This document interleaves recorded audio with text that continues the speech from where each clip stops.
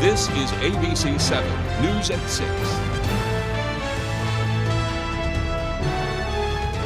An Augusta man will spend 4 years in prison for killing a man in Cushing in 2024. Good evening, and thank you for joining us. I'm Beth Jones. 41-year-old Jason Hewitt pleaded guilty on March 2nd to manslaughter in the death of 45-year-old Kyle McDougal in 2024.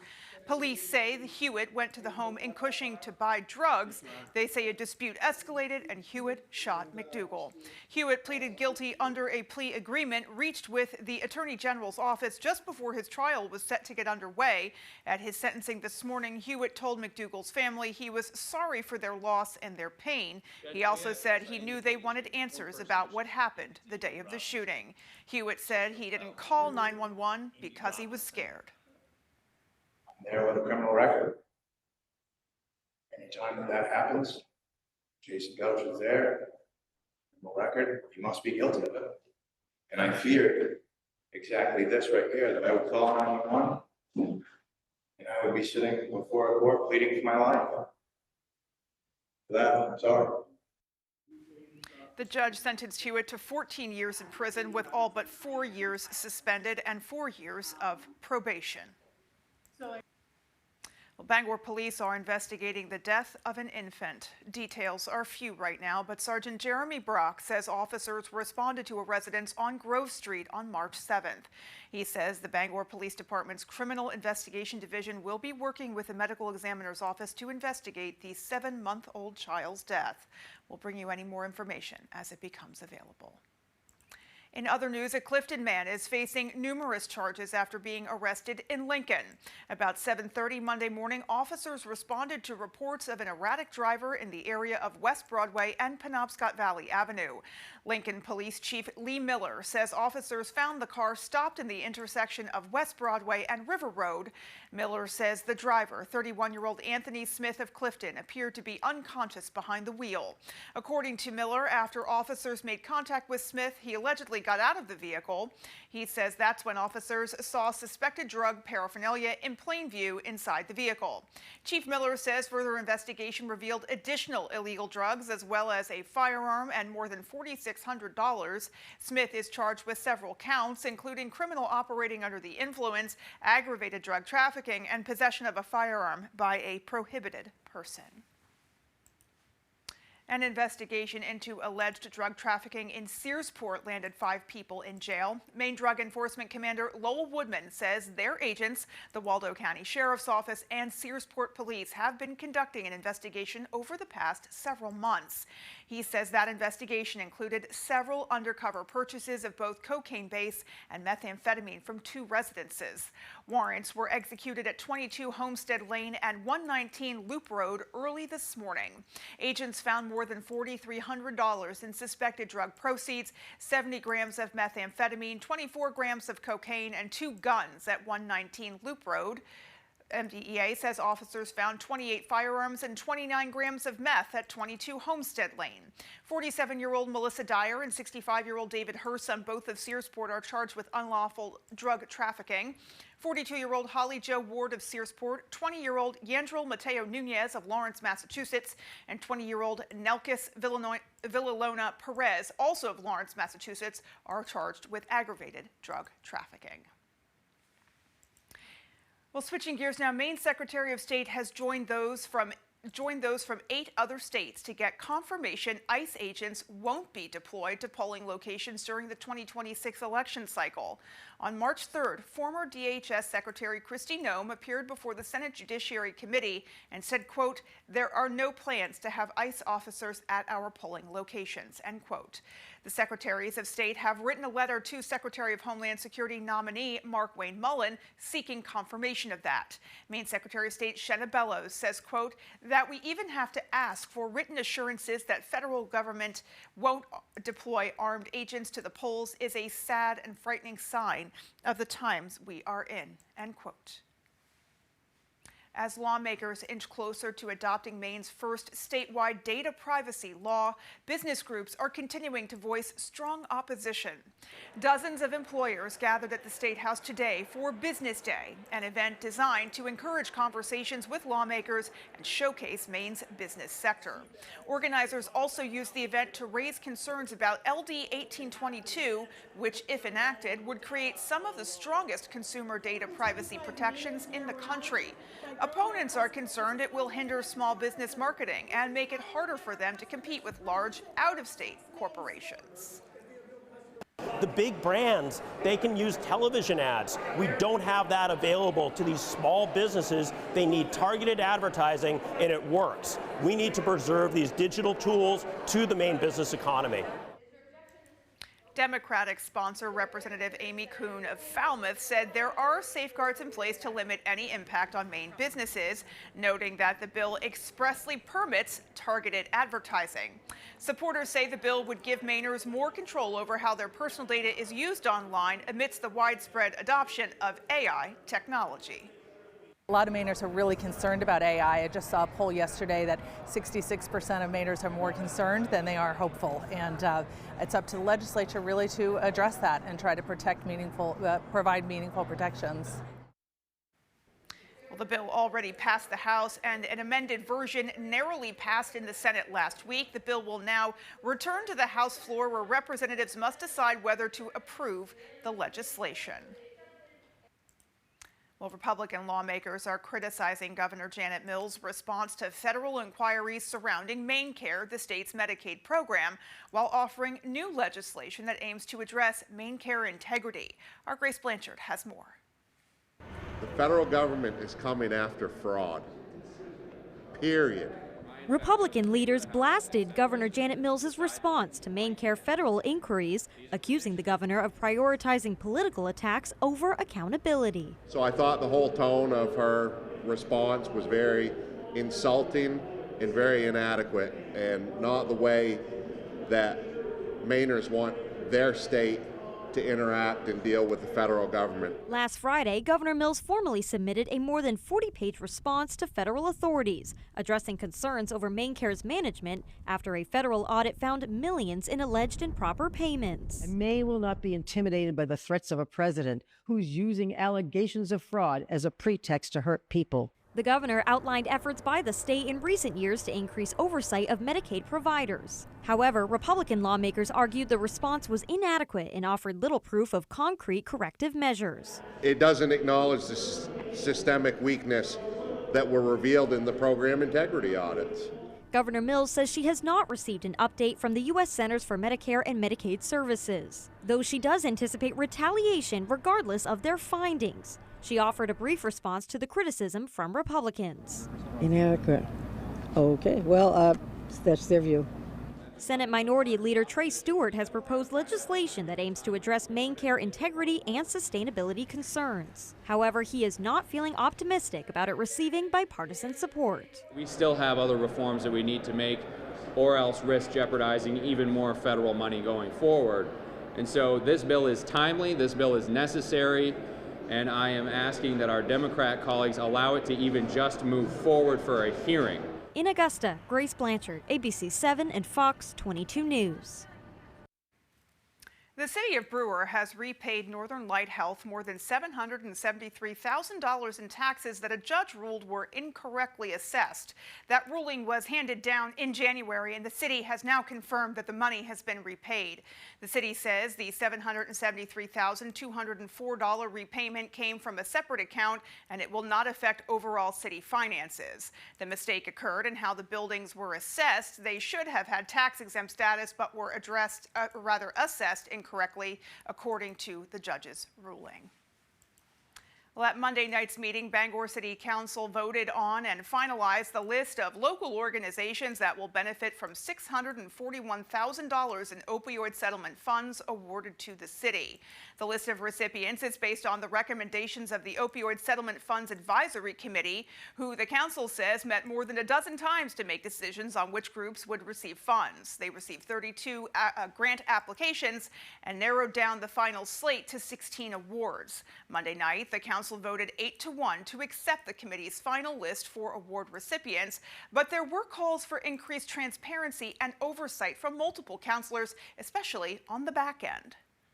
It doesn't seem like, there's much of accountability and reporting, transparency back to us. And I think that that's our responsibility. So maybe moving forward, we could discuss what we expect for those types of measures when we give these grants out. I would say that having a standing committee, chaired by one of their own, as well as appointed from members across all of these organizations who are on the front lines of this crisis, may be our best shot at trying to get some of that coordination that we're longing for. The list of grant recipients includes Wellspring, Needlepoint Sanctuary, the Bangor Y, and Bangor Public Health and Community Services. And for a full list, we'll have a link in this story on our website, foxbangor.com, a little bit later on this evening. Well, it's an annual Blaine House tradition. Governor Janet Mills tapped the maple tree at the Blaine House today, just weeks ahead of the annual Maine Maple Sunday weekend. Maine Maple Sunday is the state's annual celebration of an industry estimated to generate around $55 million in economic activity. According to Governor Mills, Maine is the 4th leading producer of maple syrup in the country and produces more than 500,000 gallons of maple syrup each year. However, she says there is still much that can be done to help the industry grow. Maine Maple Producers Association is committed to advancing education, technology, friendship, and the promotion of maple products within today's maple industry, while supporting its members with tools and opportunities to produce and market pure Maine maple syrup in Maine, nationally and internationally. The governor encourages families to take part in the 43rd annual Maine Maple Sunday weekend on March 21st and 22nd. Sugar houses will be open statewide for visitors to meet producers, enjoy candy sampling, syrup, and much more. It's going to be a delicious weekend, that is for sure. Alrighty, folks, in the meantime, let's pause now for a first look at our forecast. Thank you very much. You can see we broke some record highs out there for today, just below 70 degrees here in Bangor. We saw that in Millinocket as well. Greenville at 65. Had some 70s out there for today in Augusta, Lewiston, right around 71, 72 for Sanford and Freiburg out there for today. While you did stay a bit cooler along the coastline with that sea breeze coming in off from the south again with the cooler water temperatures out there. But it is going to be a whole different world for tomorrow, much cooler than it was out there for today. Winter weather advisories in place for the central and western portions of the state with a winter storm warning heading up into the northern tier of the state as well. We're not going to be seeing 70s for tomorrow with winter weather advisories in place, right? So out there for tonight, you're going to see a few rain showers passing by our coastline towards the early morning hours, and the freezing rain is going to be the main threat for tomorrow. Again, started in the afternoon, continuing throughout much of tomorrow evening into tomorrow night as well. This is going to set up just north of Bangor, so throughout much of north of Bangor up to Presque Isle, you'll have plenty of chances for freezing rain throughout tomorrow into tomorrow night. So out there for tonight, we're going to set up for this event. Lows will fall just near freezing after almost reaching 70 out there this afternoon. Chase, thank you so much. Coming up on ABC 7 News at 6, our Callie Warren is standing by live in Ellsworth to highlight a vote for a proposed cell phone ban in schools. Stay with us.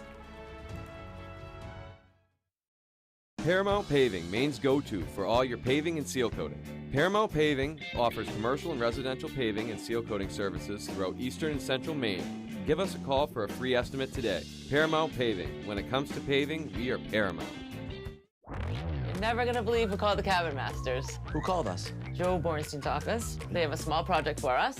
How small? Pretty small. It is on the lake. Got $1 million views. Well then, let's show them we mean business. Did you know that Joe Bornstein has helped over 25,000 Maine families? In all 16 counties? Yep. They're wicked good lawyers. Fighting and winning for injured Mainers for over 50 years. Good job, guys. Nice. Injured Mainers know to call Joe. A sharp pain in his chest. He knew it was his heart, but 2 hours from the big city hospital could tragically mean the end. But it wasn't. Thanks to Senator Susan Collins' tireless fight for Maine's rural hospitals.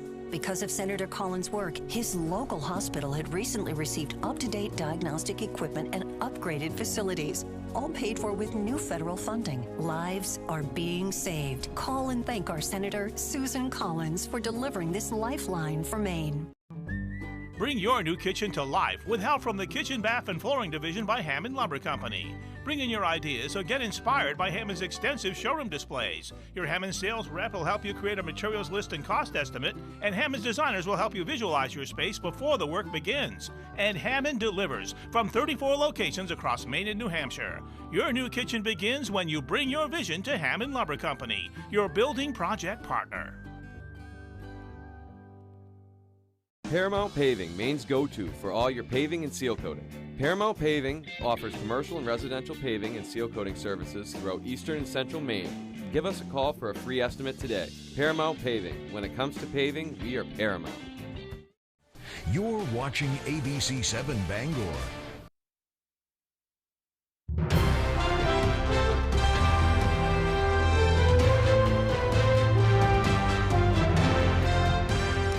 The Ellsworth School District is considering banning cell phones in their schools. Our Callie Warren joins us now live with more on that story. Callie.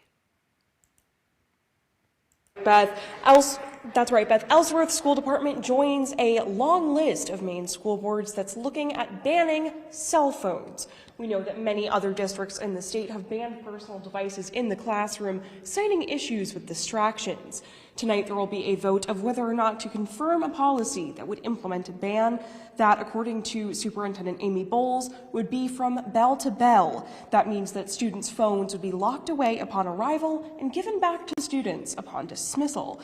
If this vote goes through tonight, then the policy would begin next school year in the fall for all students from pre-K to seniors in high school.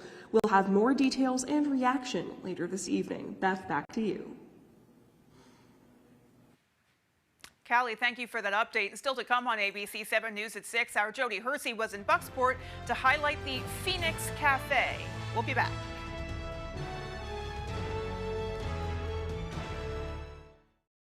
Looking for a welcoming place where quality and care meet? Come to the Cheese House in Fairfield, your local shop for premium herbs, wellness products, and friendly guidance. Whether you're curious or experienced, our knowledgeable team takes the time to help you find exactly what works for you with respect and no judgment.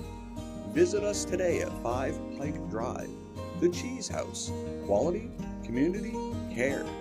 We're here for you. What matters more? A bank with innovative products or one that cares for the community?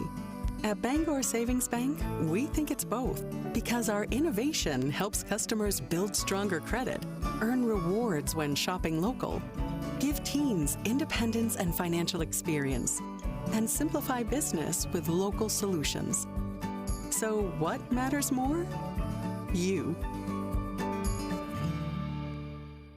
Imagine yourself in a new Toyota. Awesome! I like it. I love it.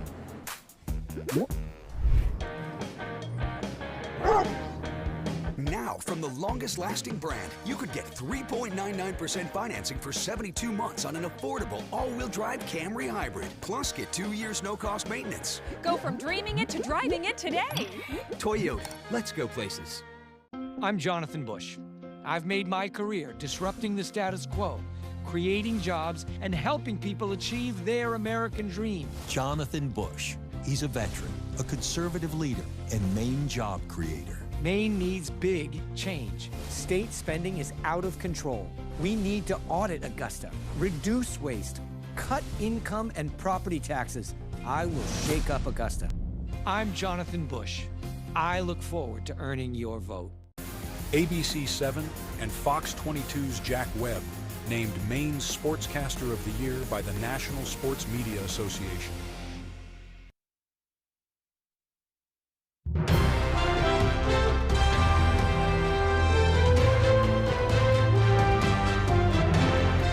Welcome back in, folks. Tuesday was just an absolutely gorgeous day, and the sun was shining bright on the Maine women's basketball team as they punched their ticket to the America East Final. The Black Bears beat number 3 Binghamton 60-56 in front of a sold-out Memorial Gymnasium on Monday night. That win secured them a spot in the conference championship game against top-seeded Vermont, who beat UMBC in 2 overtimes.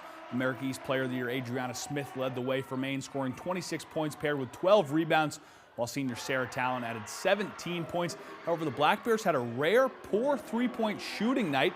They went 4 for 20 from beyond the arc, but they found a way to win, and that is a scary thing for opponents. You got to take what they give you, right? And we did. I think our defense was really good too. Like I said last game, that's how you win a championship. So. And I also think that's how we go by. You know, we find a way. On both sides of the ball, find a way. If one thing's not working, we're going to find something else, and we're going to find a way, because that's just how hardworking this team is. That game in Burlington tips off at 5 p.m. on Friday night. The winner punches their ticket to the big dance. These two met in the championship game just 2 years ago here in Orono when Maine won the title. Taking a look at the larger scale, there were some big signings from other teams this past weekend. A wide receiver, Alec Pierce, who was a Patriots favorite for a bit there, has re-signed with the Indianapolis Colts. Running back and reigning Super Bowl MVP Kenneth Walker is leaving Seattle to join Kansas City. Longtime Bucs wide receiver Mike Evans is heading out west to San Francisco. Ravens star center Tyler Linderbaum is headed to the Raiders. Baltimore suffers another offensive loss as tight end Isaiah Likely is joining the New York Giants. Jaguars running back Travis Etienne, now a member of the New Orleans Saints, and Packers backup quarterback Malik Willis on his way to South Florida following the Dolphins' release of Tua Tagovailoa. Later on Fox and ABC, we'll have some Patriots free agent news for you. For now, that's all the time we have for sports. Here's your full 5-day forecast. Thank you very much. As you can see, we broke some record highs out there for today. The high at 69 degrees here in Bangor. That previous record at 62, last set in 1977. So many of us broke records out there for today. We saw some 70s out there in Waterville, Augusta, Lewiston. All of you at 71 this afternoon. Sanford and Freiburg at 72. We did stay cooler along your coastline, 50s and 60s out there, thanks to the southerly winds coming off the shore where the cooler water temperatures are at. And you saw mid-50s reaching up in the Presque Isle as well. Much cooler air in the very northern tier of the state. But for tonight, a lot of us here in the Bangor region are going to touch just near freezing, maybe slightly above, while we stay a few more degrees above freezing along your coastline, right around the mid to upper 30s. The further north you go, the cooler it's going to get, setting up tonight with some upper 20s near Monson and Millinocket, and low to mid 20s into the northern tier of the state. So heading into tomorrow, temperatures are not going to increase much. It will be nothing like we saw there for today. Highs only in the mid to upper 30s, plenty of cloudy skies, and we're getting a wintry mix in place. Got a good chance for some freezing rain potential into the central portions of the state tomorrow, where highs will be just near freezing. So here we are for tomorrow, 37, average high at 38. So we're going to bump into the mid 50s early on Thursday, but then that will quickly drop after a cold front comes through. Setting us back up near normal for Friday, Saturday, and Sunday. You're seeing highs then in the mid to upper 30s. A nice jump Monday. We could see near 50 then, but that'll come right back down below average Tuesday, with temperatures then looking to be in the low to mid 30s. So a little bit of wind out there for today. Coming from the south again, this is why you are cooler in Bar Harbor and Rockland, because of the cooler water temperatures out there blowing on shore. But inland here in Bangor, of course, near 70 for today, with many other areas to the west seeing that as well, down near the Portland area too. So for tonight, we're going to set up this system where we're going to see a lot of wintry weather after being summer-like for today. So a few showers along your coastline where temperatures will be above freezing for tonight, but the freezing rain potential already gets started overnight as well, but it really picks up tomorrow afternoon, just after noon, right around 1 o'clock to 2 is when we're going to see this freezing rain to make its way into the western and central portions of the state. Again, setting up just north of Bangor. We're going to see mainly rain chances here, but if our temperatures cool off for tomorrow, then forecasted will be in on this freezing rain chance too. But you can see for tomorrow evening, the whole central and northern tier of the state will be covered with freezing rain, while we'll be seeing mainly rain showers here. And keep in mind, temperatures tomorrow night do look to increase. So a lot of that, the precipitation will transfer all to pure rain. So again, freezing rain potential still into the early morning hours for your Thursday up north. But again, temperatures warm up, mainly becoming rain. But then that cold front hits, temperatures will drop, and we can actually see a few snow showers going into your Thursday evening. So for tonight, increasing clouds out there. A few rain showers may pass by our coastline. Otherwise, lows just a degree above freezing here in Bangor. For tomorrow, we'll have highs in the mid to upper 30s. Looking at all modes of precipitation, rain, freezing rain, sleet, and snow. But the main threat will be the freezing rain across central portions of the state for tomorrow. So again, here's a look at our extended forecast. We'll briefly touch into the mid-50s Thursday morning. Then a few flurries are possible after the cold front goes through. That brings us back to normal Friday with highs in the upper 30s. Another chance at rain and snow showers for your Saturday afternoon with highs just below 40. And then partly cloudy skies back near normal Sunday with highs near 37 degrees. Thank you, Chase, and there is still more to come after the break. At Old Town Redemption Center, we are always ready to help with any fundraisers or bottle drives. We are here to help our community. Like and follow us on Facebook for upcoming weekly holiday giveaways and our monthly $100 drawing. You're never gonna believe who called the Cabin Masters. Who called us? Joe Bornstein's office. They have a small project for us. How small? Pretty small. It is on the lake. Got $1 million views. Well then, let's show them we mean business. Did you know that Joe Bornstein has helped over 25,000 Maine families? In all 16 counties? Yep. They're wicked good lawyers. Fighting and winning for injured Mainers for over 50 years. Good job, guys. Nice. Injured Mainers know to call Joe. I'm an oyster farmer and a small business owner. Graham knows what it means to wake up at 4 a.m. with the rest of us. Sullivan needed a harbor master, Graham stepped up. Lobstermen needed help with their gear, Graham dove on it. That's just who he is. I don't see anyone like that in Washington. He cares, he gets Maine, he gets us. I love every corner of this state and every person in it far too much to just stand by and watch it be ripped apart. Graham will do whatever it takes to get the job done. I'm Graham Plattner, and I approve this message. Chevy trucks are as capable and dependable as the Chevy people who drive them. You probably know one. Your sister. Your buddy. The ones who always show up. They all have that little extra something. And maybe you got it too. It's Chevy Truck Month. Right now, get over $7,300 total value on this 2026 Chevy Silverado. Plus, Costco Executive members can get a $12.50 members-only incentive. At Old Town Redemption Center, we are always ready to help with any fundraisers or bottle drives. We are here to help our community. Like and follow us on Facebook for upcoming weekly holiday giveaways and our monthly $100 drawing.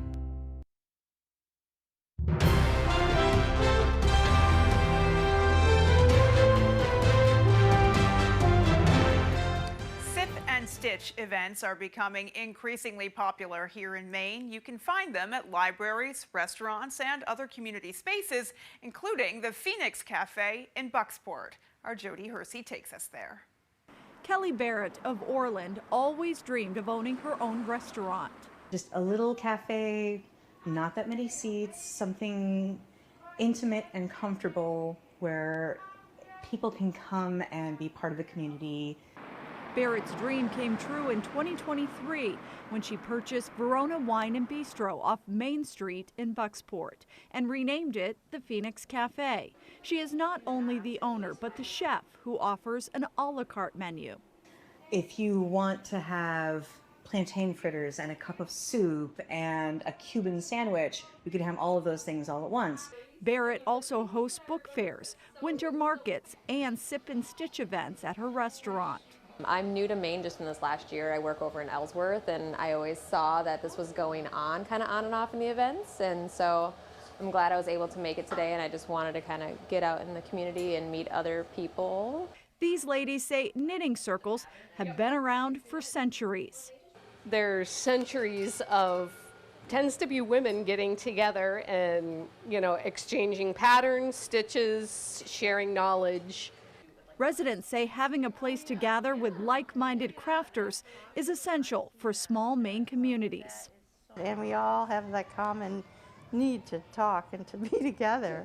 That's the thing, everybody's very supportive about each other's work. Women supporting women in both business and in life. In Bucksport, I'm Jody Hersey for ABC 7 and Fox 22 News. And that is going to do it for us, folks. From everyone here at ABC 7 News, take care and have a great rest of your night. And for more, join us over on Fox 22 News tonight at 6:30.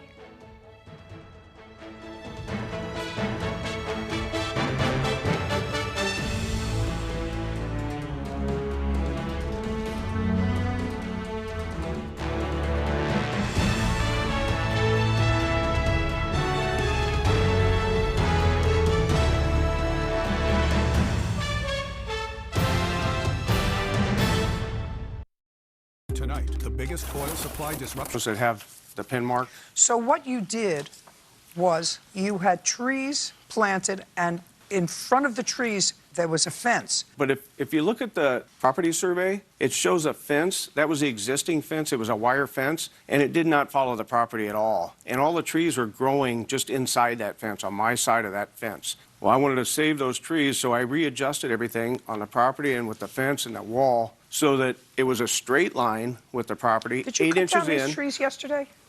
Did you cause these trees to be cut down yesterday? did. Judgment for the plaintiff in the amount of $5,000. Your counterclaim's dismissed. We're done. Thank you. Parties are excused. You may step out. Judge Judy continues in a moment. And on the next Judge Judy. My opinion's the only one that counts. Well, it started over the marijuana, growing the marijuana in the backyard. The neighbor, he's just serving up a bunch of bologna sandwiches. And He flips me off every time he sees me. He's got kind of a junkyard in his yard, and I like my yard nice and neat and clean. He plays his music in the front and backyard as loud as he can. He doesn't like music being played. He hates music. So like 1 o'clock in the afternoon, if I enjoy the hot tub, he likes to call the police. I hope he stops. I hope he stops because I don't want to call the cops all the time. I think we're solved now. I'm ready to go. I'd like to be good neighbors, you know.